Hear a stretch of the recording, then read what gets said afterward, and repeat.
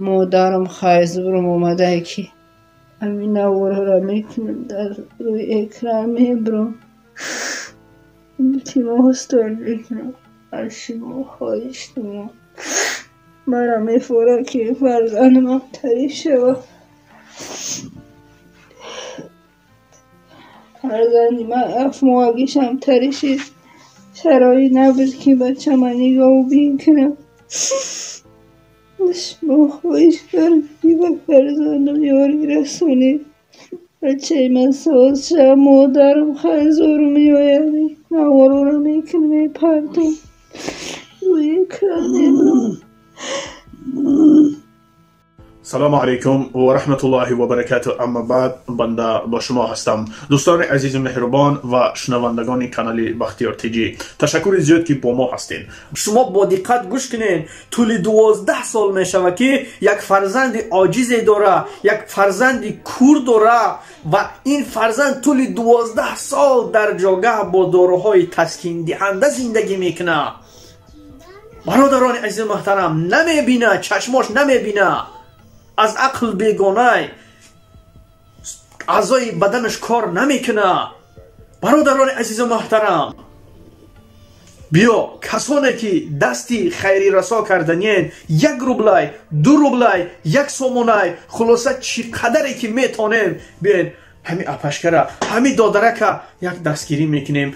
مجبور شدیان، باور کنین هنگامی که من قدشان هم صحبت شدم چشماشون پوری اشک بود، خودشون را داشتن نمیتونستن که مقصد خیلی یک کس میپرسی مرا کمک گفته، مرا ویدیو که گفته. انشاءالله این کاری که ما و شما میکنیم الله مهربان در دفتر اعمالمون قید میکنه. برادرها، یک مطلعی که تیانده کنن تو طلبنده نه. کسی که می طلبه پروستا تک طلبیدن محتاجدگی نیست برادرها. اونا از جانشون بیزار میشن، دیگه طاقت کردن نمیتونن. میفهمین؟ فرزند میدونین 12 سال در جاگه معیوب خوابی نمیبینه. مادر طول 12 سال ناز و لوز فرزند رو میبردارد. حاضر در پیش یک کسی ما و شما را مانند 5 دقیقه گرفته میریم. مادر طول 12 سال است که طاقت کرده ایستاده است. فرزند شای دوست میداره، جگربند شای. چه بی‌نهایت این کودک در عذاب طول 12 سال. میفهمید؟ ما و شما اگر تا بگر 1 روز خوراک نخوریم دیوانه میشیم.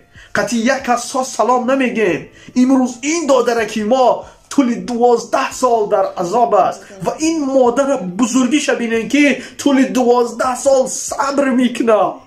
برای چی؟ برای که از الله میترسه، برای که فرزند شای جگربند شای. برادران عزیز محترم، من هم انسانم، حسیاتی میشم. باور کنین این ویدیو را من دیدم که همین دست دل من همین دنیا خنک شد. باور کنین شما 1 روز نه 5 دقیقه در پیش همون طاقت کردن نمیتونین.